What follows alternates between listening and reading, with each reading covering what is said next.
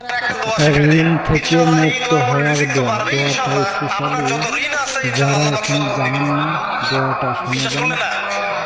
এই দোয়া শিখাই দিচ্ছি, এজন্য আমাকে হাদিয়া দেওয়া দরকার, স্পেশালি আমাকে এখন হাদিয়া দেওয়া দরকার। এটা গুরুত্বপূর্ণ দোয়া শিখাই দিচ্ছি। আলী রাদিয়াল্লাহু আনহু বলেছেন, কোন ব্যক্তির যদি পাহাড়ের সমানও ঋণ থাকে, এই দোয়া যদি আমল করে, আল্লাহ পাক ওই ঋণও শোধ করে দিবেন ইনশাআল্লাহ।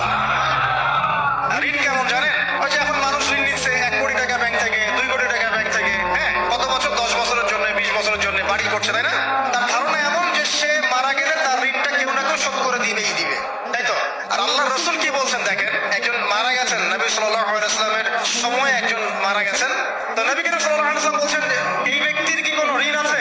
একজন সাহাবী বলেন, হ্যাঁ ইয়া রাসূলুল্লাহ, তো ঋণ আছে। নবীজি বললেন, তোমরা ওর জানাজা